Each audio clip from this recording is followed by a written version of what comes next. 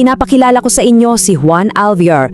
Siya yung guro na literal na ipinagpalit ang kanyang mga aklat at tahimik na buhay para sumabak sa madugong larangan ng digmaan.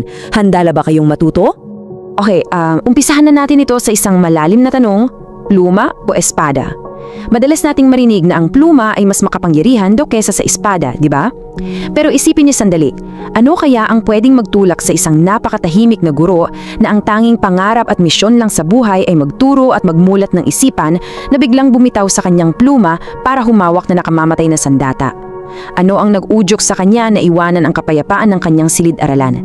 Iyan mismo ang sasagutin natin habang binabalikan natin ang kwento niya. Para maintindihan natin ng buo si Juan Alviar, kailangan muna natong balikan ang kanyang pinagmulan. Ipinanganak siya sa isang panahon kung saan ang pag-aaral ay hindi bukas para sa lahat. Kumbaga, isa itong malaking pribilehyo. Dito pumapasok yung tinatawag nating pagiging ilustrado. Dahil isa siyang ilustrado, nakapag-aral siya sa mataas na antas.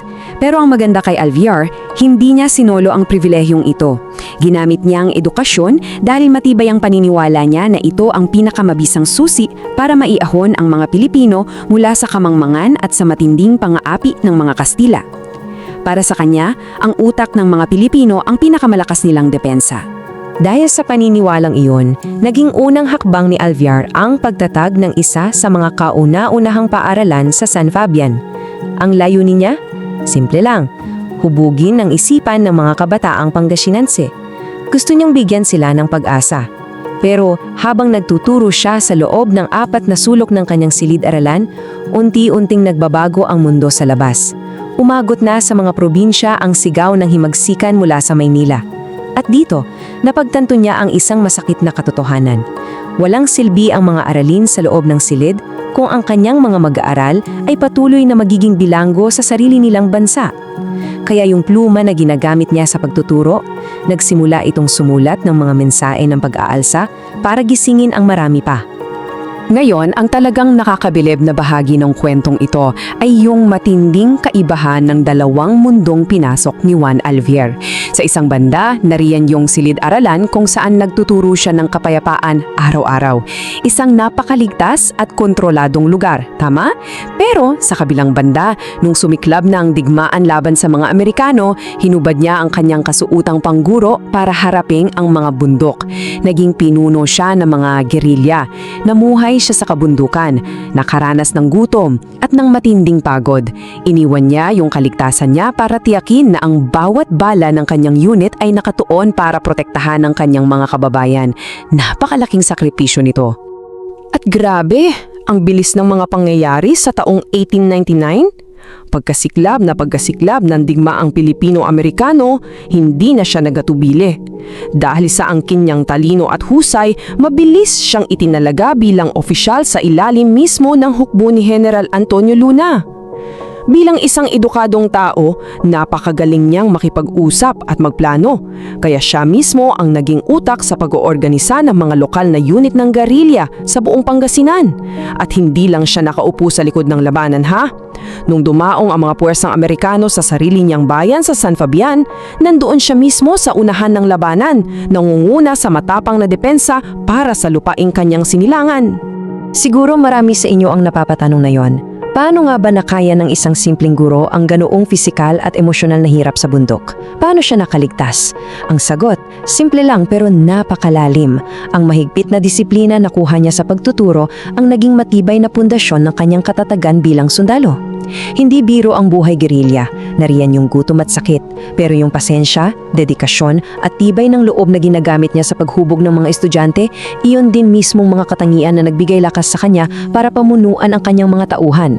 Napakagandang isipin kung paano na isasalin ang mga natututunan natin araw-araw para harapin ang mas malalaking hamon ng buhay. Sundan pa natin ang kwento at tingnan kung paano ito lumalim. Nandito na tayo sa taong 1907. Matapos ang mapait na digmaan, napalitan din ang usok ng baril ng kapayapaan. Pero para sa isang katulad ni Juan Alviar, hindi pa doon natatapos ang tungkulin niya sa bayan. May awtoridad at dignidad niyang hinarap ang bagong yugto ng kanyang buhay. Noong 1907, ipinagkatiwala sa kanya ng mga tao ang isang bagong posisyon. Inihalal siya bilang kinatawan ng Pangasinan sa kauna-unahang Philippine Assembly. Mula sa pagiging rebelde sa masukal na bundok, bumalik siya para maging boses ng pagbabago sa loob ng pamahalaan. Nang makaupo na siya sa gobyerno at kalaunan bilang gobernador ng Pangasinan, muli siyang humawak ng pluma. Sa pagkakataong ito, ginamit niya ito para balansehin ang dalawang napakahalagang sektor ng lipunan. Sa edukasyon, dahil guro pa rin siya sa puso't isip, masigasig siyang nagsulong ng mga batas para magpatigay ng mga paaralan.